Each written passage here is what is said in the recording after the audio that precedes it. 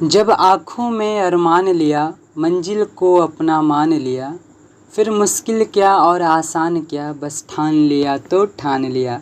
मेरे प्यारे साथियों, सुप्रभात, नमस्कार। मैं आपका प्यारा दोस्त अमन कुमार फिर से आप लोग के सामने एक नए वीडियो के साथ प्रस्तुत हुआ हूँ। आप सभी का अपने प्यारे से चैनल संस्कृत जगत में स्वागत है।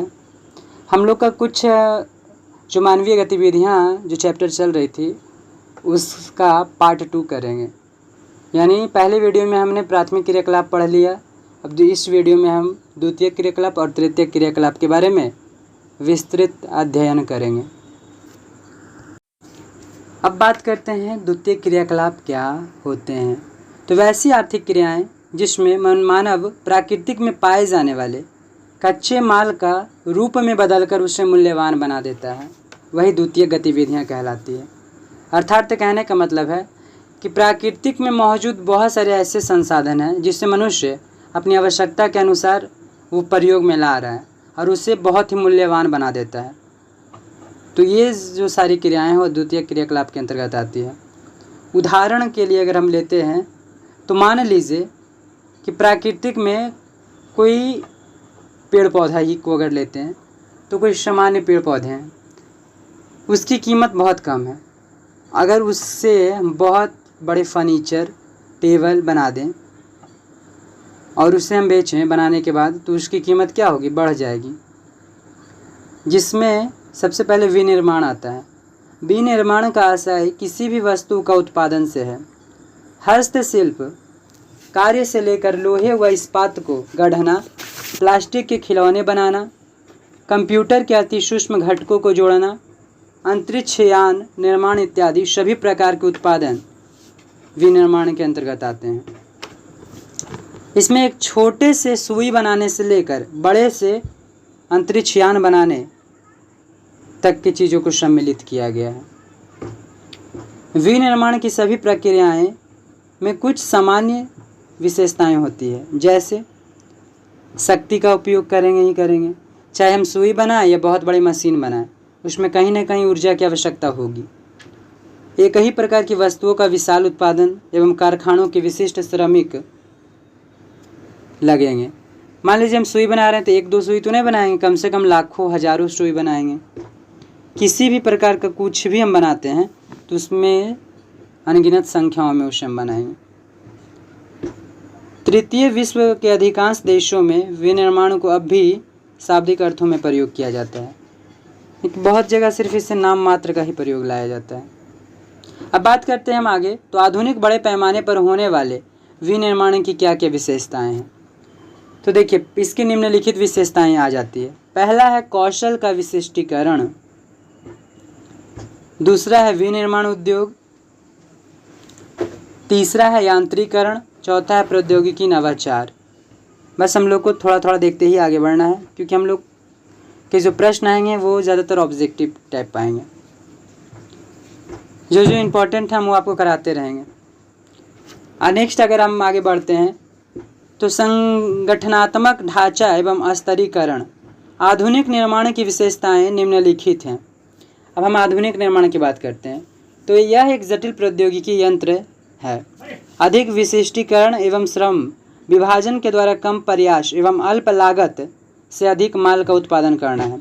आधुनिक निर्माण में क्या हो गया कि इसमें पूंजी कम लगे लेकिन उत्पादन क्या हो, अधिक हो। मतलब अधिक से अधिक मात्रा में हम किसी भी वस्तु का उत्पादन कर सकें। बड़े संगठन होने चाहिए, प्रशासकीय अधिकारी वर्ग होने चाहिए। इसमें जो भी कार्य होते हैं उसके वर्ग बांट दिए जाते हैं कि इतना काम आपको करना है, इतना काम आपको करना है, इतना काम आपको करना है, इस तरह से। दूसरा है अनियमित भौगोलिक वितरण। आधुनिक निर्माण के मुख्य संकेंद्रण कुछ ही स्थानों में सीमित है। विश्व के कुल स्थलीय भाग के 10% से भी कम भूभाग पर इनका विस्तार है। यह देश के आर्थिक एवं राजनीतिक शक्ति का केंद्र बन गया है। आज उद्योग क्या है, देश की आर्थिक और राजनीतिक शक्ति का केंद्र बना हुआ है। मान लीजिए कि राजनीतिक चुनाव हो रहे हैं तो इसमें बार बार मुद्दा उठाया जाता है कि हमने हज़ारों फैक्ट्रियों की स्थापना करवाई, हमने लोगों को रोजगार दिया, उद्योग धंधों की स्थापना करवाई। तो क्या राजनीतिक केंद्र बन चुके हैं। अब हम आगे बढ़ते हैं देखिए, एक संरचना है, इसे समझना बहुत ज़रूरी है। समझिएगा, उद्योगों का वर्गीकरण के आधार। देखिए, उद्योगों का वर्गीकरण मुख्यतः 4 भागों में किया गया है। पहला है आकार के आधार पर, दूसरा है कच्चे माल के आधार पर, तीसरा है उत्पाद के आधार पर, चौथा है स्वामित्व के आधार पर। अब आकार के आधार पर भी उद्योगों को 3 भागों में बांट दिया गया है: कुटीर उद्योग, छोटे पैमाने के उद्योग और बड़े पैमाने के उद्योग। दूसरा, कच्चे माल के आधार पर उद्योगों को भी 4 भागों में बांट दिया गया है, या 5 भागों भी कहीं कहीं दिए हुए होते हैं: कृषि आधारित उद्योग, खनिज आधारित उद्योग, रसायन आधारित उद्योग, वन आधारित उद्योग। इस प्रकार से समुद्र आधारित उद्योग इसी के अंतर्गत आते हैं। पशु आधारित उद्योग। तीसरा बात करते हैं तो उत्पादन के आधार पर उद्योगों को 2 भागों में बांटा गया है: मूलभूत और उपभोक्ता उद्योग। मूलभूत में ये होते हैं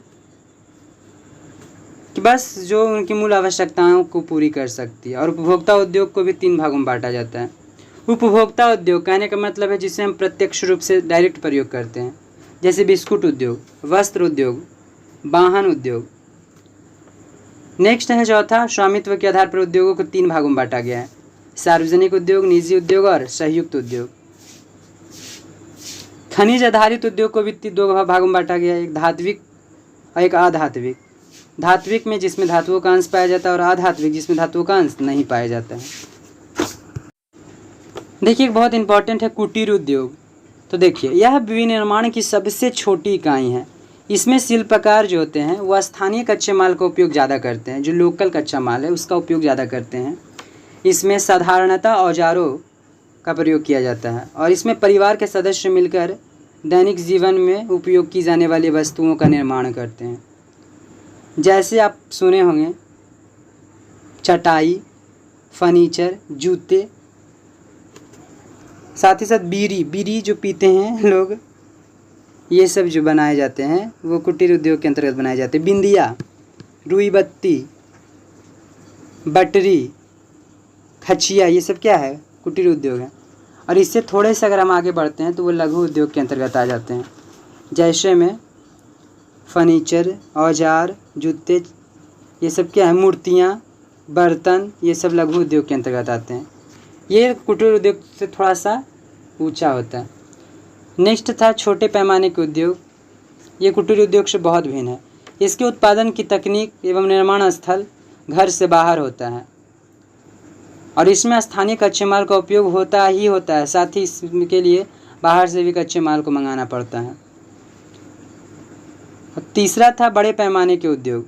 बड़े पैमाने के उद्योग के लिए विशाल बाजार, विभिन्न प्रकार के कच्चे माल, शक्ति के साधन, कुशल श्रमिक, विकसित प्रौद्योगिकी, अधिक उत्पादन एवं अधिक पूंजी की आवश्यकता होती है।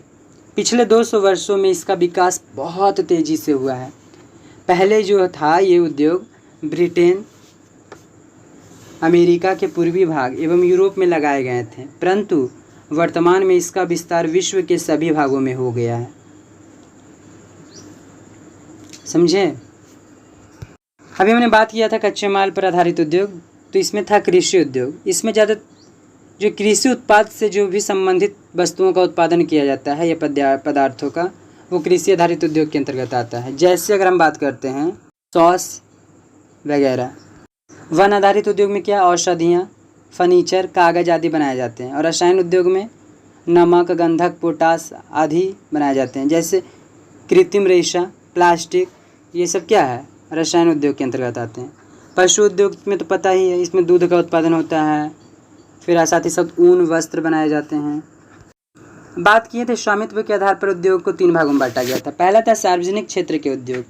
वे उद्योग जो सरकार के अधीन होते हैं। समाजवादी देशों में अनेक उद्योग सरकारी स्वामित्व वाले होते हैं। भारत में बहुत सारे उद्योग सार्वजनिक क्षेत्र वाले अधीन हैं। दूसरा था निजी क्षेत्र उद्योग। निजी क्षेत्र के उद्योगों का स्वामित्व व्यक्तिगत निवेशकों के पास होता है जिसे ज़्यादातर पूंजीवादी देशों में पाए जाते हैं। तीसरा है संयुक्त क्षेत्र के उद्योग। संयुक्त क्षेत्र के उद्योग का संचालन संयुक्त कंपनी के द्वारा की जाती है। इसमें निजी और संयुक्त प्रयासों दोनों की आवश्यकता होती है। उदाहरण के लिए भारत सेल, मारुति का नाम आप लोग सुनेंगे, मारुति उद्योग लिमिटेड, हिंदुस्तान नॉटिकल लिमिटेड आदि। एक इम्पॉर्टेंट आप लोग का आ सकता है कि परंपरागत बड़े पैमाने वाले औद्योगिक प्रदेश को धुएं की चिमनी वाले उद्योग कहा जाता है। धुएं की चिमनी वाली उद्योग जो परंपरागत औद्योगिक क्षेत्र हैं। हम पहले भी एक वीडियो में बात किए थे जर्मनी का रूहर कोयला क्षेत्र। यह लंबे समय से यूरोप का औद्योगिक प्रदेश रहा है। ये बहुत भी आई है जर्मनी का रूहर कोयला क्षेत्र। यह लंबे समय से यूरोप का प्रमुख औद्योगिक क्षेत्र रहा है। कोयला, लोहा, इस्पात यहाँ अर्थव्यवस्था का प्रमुख आधार रहा है, पर कोयले की मांग में कमी होने के कारण उद्योग संकुचित हो गया है। जर्मनी के इस्पात उत्पादन का 80% रूहर से प्राप्त होता है। अब रूहर के भविष्य की संकल्पना कोयले व इस्पात के बजाय नए उद्योग जैसे ओपेल कार बनाने का विशाल कारखाना, नए रासायनिक संयंत्र, विश्वविद्यालय आदि पर आधारित हो गया है।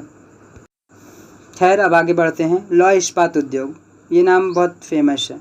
लौह इस्पात उद्योग सभी उद्योगों की जननी कहलाती है और इसे आधारभूत उद्योग भी कहा जाता है। लौह इस्पात उद्योग को भारी उद्योग भी कहा जाता है, समझें। लौह इस्पात उद्योग ज़्यादातर उत्तरी अमेरिका, यूरोप, एशिया के विकसित देशों में की जाती है। भारत में भी बहुत सारे इसके क्षेत्र हैं, जैसे कर्नाटका, राजस्थान, छत्तीसगढ़, उड़ीसा, झारखंड आदि। यूरोप की बात करें तो Great Britain, Germany, Belgium, Netherlands, ये सब ऐसे देश हैं जहाँ लौह इस्पात उद्योग अधिक किए जाते हैं। एक बहुत इम्पॉर्टेंट पॉइंट बोलने जा रहा हूँ। पीट्सबर्ग क्षेत्र का महत्व अब घट रहा है एवं इस क्षेत्र को जंग का कटोरा कहा जाता है। नहीं, देखिए, ये प्रश्न बार बार आते रहते हैं आप लोग के कि पीट्सबर्ग क्षेत्र का महत्व घट जाने के कारण इस क्षेत्र को क्या कहा जाता है, तो जंग का कटोरा। नहीं तो ऐसे ही पूछ सकता है कि जंग का कटोरा किसे कहते हैं, तो पीट्सबर्ग को। नेक्स्ट हम बात करते हैं सूती कपड़ा उद्योग। इस उद्योग में सूती कपड़ों का निर्माण हथकरघा, बिजली करघा एवं कारखानों में किया जाता है। सूती वस्त्र उद्योग भारत का सबसे प्राचीन उद्योग रहा है और सबसे बड़ा उद्योग माना जाता है। सूती वस्त्र के निर्माण में अच्छे किस्म की कपास चाहिए। विश्व के 50% से भी अधिक कपास का उत्पादन भारत, चीन, संयुक्त राज्य अमेरिका, पाकिस्तान, उज्बेकिस्तान एवं मिस्र की करता है। अकेला यूरोप जो है, केवल यूरोप विश्व का लगभग आधा कपास आयात करता है। आयात यानी कि वो मंगवाता है, तो याद रखिएगा इस बात को। अब बात करते हैं उच्च प्रौद्योगिकी उद्योग। ये नवीनतम उद्योग होते हैं। इसमें उत्पादों का उत्पादन गहन शोध के आधार पर किया जाता है। इस उद्योगों में तकनीक काफ़ी उन्नत होती है। इस उद्योगों में यंत्र, मानव, रोबोट का नाम सुने होंगे, वो भी कार्य करते हैं। यहाँ पर वस्तुओं का डिज़ाइन कंप्यूटर के आधार पर किया जाता है। ये उद्योग काफ़ी साफ सुथरे होते हैं। संपूर्ण श्रमिक शक्ति का अधिकतर भाग इसके अंतर्गत आते हैं। अब पूछ सकता है कि द्वितीयक क्रियाकलाप में लगे श्रमिकों को क्या कहते हैं, तो सफ़ेद कॉलर श्रमिक कहते हैं। सफ़ेद कॉलर श्रमिक, ये आपके थे द्वितीय क्रियाकलाप। अब बात करते हैं तृतीय क्रियाकलाप और चतुर्थ क्रियाकलाप की।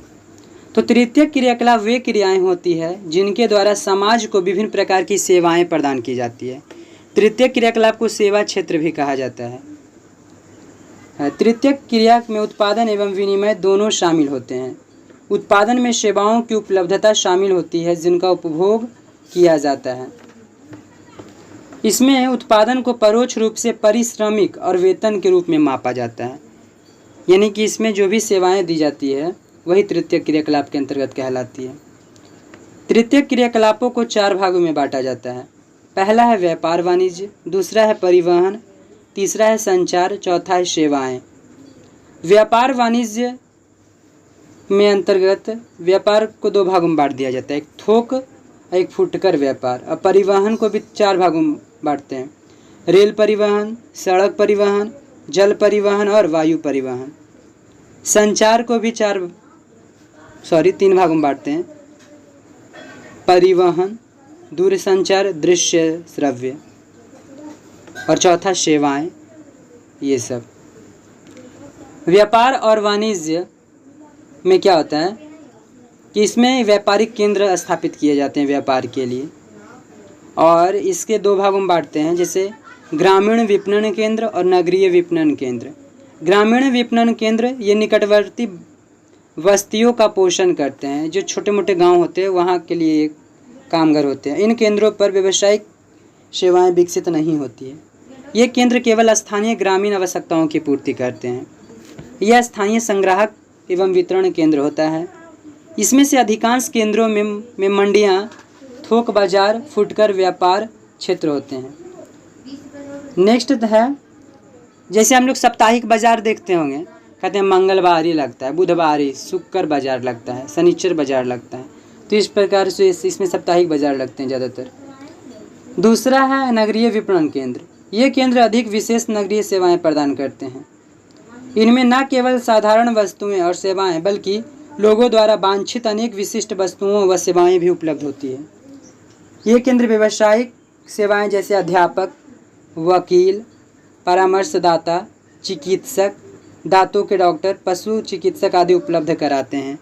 बहुत सारे लोग गांव से शहर क्यों आते हैं? क्योंकि यहाँ अनेक प्रकार की सेवाएं उपलब्ध है, जैसे चिकित्सक अच्छी सुविधाएं हैं, पढ़ाई की अच्छी सुविधाएं हैं, संचार की अच्छी सुविधाएं हैं, ये सब हैं। अब बात कर रहे थे ना कि व्यापार को दो भागों में बांटा गया, फुटकर और थोक व्यापार। तो फुटकर व्यापार में क्या होता है? वह व्यापारिक क्रियाकलाप जिसमें उपभोक्ता वस्तुओं को प्रत्यक्ष रूप से खरीदता है। उदाहरण के लिए रेहड़ी वाले जो नहीं होते, फेरी वाले होते हैं, ट्रक वगैरह जो लाते हैं बेचते हैं, डाक आदेश, दूरभाष, स्वचालित विक्री मशीन आदि। फुटकर व्यापार में बृहत स्तर पर सबसे पहले नवाचार लाने वाले उपभोक्ता सहकारी समुदाय थे। नेक्स्ट है थोक व्यापार। इसमें बड़े बड़े पैमाने पर उद्योग धंधे किए जाते हैं। ये फुटकर व्यापारियों को उधार भी देते हैं। बात करते हैं टाइप्स 2 की, तो इसमें था परिवहन। परिवहन एक ऐसी सेवा अथवा सुविधा है जिससे व्यक्ति या विनिर्मित वस्तुएं किसी भी संपत्ति को एक स्थान से दूसरे स्थान तक ले जाने का काम करती है। और ये भी क्या है, बहुत प्रकार के होते हैं। जैसे हमने बात किया परिवहन में, रेल परिवहन, सड़क परिवहन, वायु परिवहन, जल परिवहन। नेक्स्ट है संचार। संचार किसे कहते हैं? आप लोग को पता है? बताइए। दो या दो से अधिक लोगों के बीच विचार या भावनाओं का आदान प्रदान करने की प्रक्रिया ही संचार कहलाती है। दो या दो से अधिक लोगों के बीच भावनाओं एवं विचारों का आदान प्रदान करने की प्रक्रिया ही क्या कहलाती है? संचार कहलाती है। संचार के साधन समझ हैं जैसे समाचार पत्र, टेलीविज़न, इंटरनेट, मोबाइल इत्यादि। ये सब क्या हैं? संचार के साधन हैं। आज बताइए, उपग्रह संचार पृथ्वी और अंतरिक्ष से सूचना का प्रसारण करती है। भारत का भी एक उपग्रह छोड़ा गया है, पता है कौन सा? आर्यभट्ट। ये सब क्या है? अंतरिक्ष सूचनाएं हमें प्रदान करती है। इंटरनेट ने वैश्विक संचार तंत्र में वास्तव में क्रांति ला दी। आज इंटरनेट इतना बढ़ गया है कि हम घर बैठे दूर दराज विदेशों की खबरें आसानी से समझ पाते हैं। नेक्स्ट थी सेवाएं। सेवाएं विभिन्न स्तरों पर पाई जाती है। कुछ निम्न स्तरीय होती है, कुछ उच्च स्तरीय होती है। निम्न स्तरीय सेवाएं जैसे पंसारी की दुकान, धोबी घाट, वो सभी क्या है? सेवा दे रही है। सेवा का मतलब ये नहीं कि सिर्फ जॉब, जो भी हमें मदद कर रही है वो सेवा है। उच्च स्तरीय सेवा में आ जाएगा आपका लेखाकार, जो आपके परामर्शदाता हैं, जो आपको समझा रहे हैं, या जो डॉक्टर हैं, पुलिस हैं, ये सब क्या है? उच्च स्तरीय सेवा में आते हैं। स्वास्थ्य की देखभाल, इंजीनियरिंग, विधि और प्रबंधक व्यावसायिक सेवाएं कहलाती है। पूछा जा सकता है कि व्यावसायिक सेवाएं के अंतर्गत कौन कौन आते हैं? तो इंजीनियर, विधि, प्रबंधक आदि। स्वास्थ्य यानी कि डॉक्टर, चिकित्सक। एक इम्पॉर्टेंट पॉइंट है, मुंबई के डब्बा खाना सेवा एक है जो पूरे नगर में लगभग 1,75,000 उपभोक्ताओं को उपलब्ध कराती है डब्बा सेवा। आज अधिकांश लोग सेवा कर्मी हैं। सेवाएं सभी समाजों में उपलब्ध होती है।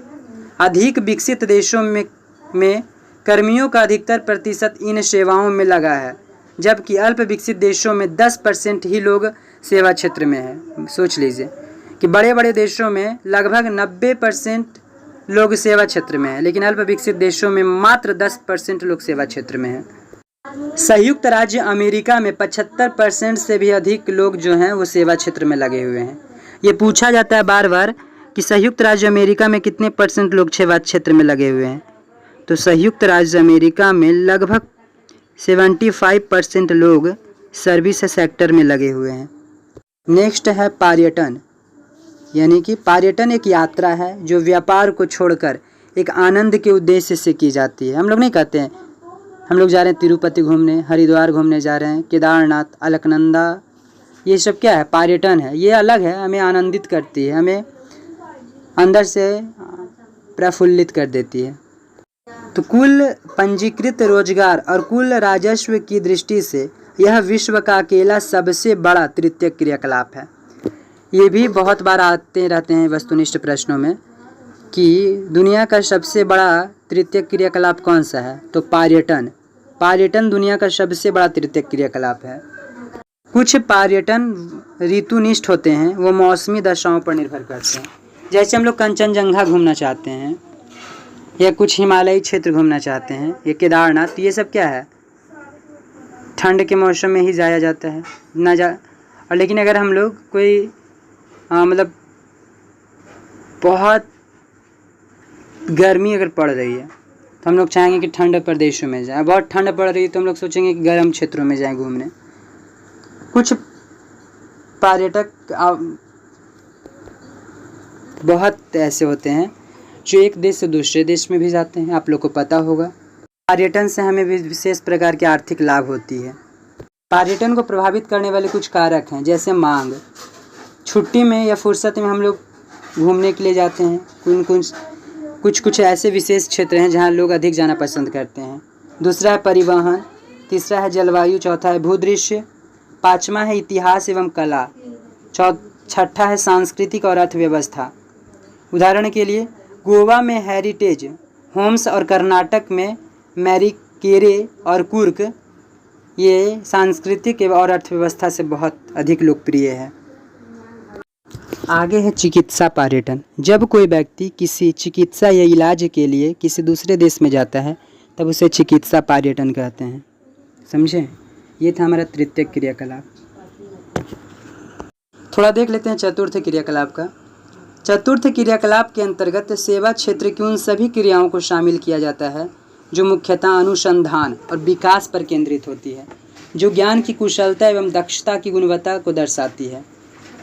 उदाहरण के लिए सूचना का उत्पादन या उच्च प्रशासनिक कार्य, ये सब क्या है? चतुर्थ क्रियाकलाप के अंतर्गत आते हैं। चतुर्थ क्रियाकलाप में लगे श्रमिकों को हम गुलाबी कॉलर श्रमिक कहते हैं। इस क्रियाकलापों को आउटसोर्सिंग के माध्यम से पूरा किया जाता है। छोटा छोटा पॉइंट है, देख लीजिए। पंचम क्रियाओं में लगे श्रमिकों को स्वर्ण कॉलर श्रमिक कहते हैं। ये कभी कभी दे देते हैं कि स्वर्ण कॉलर श्रमिक किसे कहते हैं, तो पंचम क्रियाओं में लगे लोगों को स्वर्ण कॉलर श्रमिक कहते हैं। आते रहते हैं बाह्य स्रोतीकरण। तो बाह्य स्रोतीकरण का अर्थ होता है अपने कार्य को किसी दूसरे देश में स्थापित कर करना। जैसे बहुत सारी कंपनियां, अमेरिकन कंपनी भारत में विराजमान है, तो ये क्या है? बाह्य स्रोतीकरण का काम कर रही है। इससे परिवहन और खर्चे भी बचते हैं, आने जाने की परेशानी भी कम होती है। हैदराबाद अथवा मल्लीना में स्थापित एक कंपनी भौगोलिक सूचना तंत्र की तकनीक पर आधारित परियोजना पर संयुक्त राज्य अमेरिका अथवा जापान जैसे देशों के लिए काम करती है।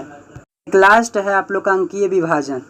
वह निर्णायक कारक है जिसमें कोई भी देश कितनी शीघ्रता से अपने नागरिकों को सूचना और संचार प्रौद्योगिकी तक पहुँच और उसके लाभ उपलब्ध करा सकते हैं। इसमें क्या होता है? विकसित देश और सामान्य रूप से इस दिशा में आगे बढ़ रहे हैं, जबकि विकासशील देश पिछड़ गए हैं, और इसी के बीच अंतर को अंकीय विभाजन कहते हैं। इनकी विकसित देश और विकासशील देशों के बीच संचार और प्रौद्योगिकी के विकास दर में जो अंतर है उसे हम अंकीय विभाजन कहते हैं। चलिए, बहुत बहुत धन्यवाद। मुझे आशा है कि आप लोग को ये बहुत अच्छी से समझ आ गई होगी। फिर मिलते हैं हम लोग नेक्स्ट वीडियो में नेक्स्ट टॉपिक के साथ। Thank you, bye bye.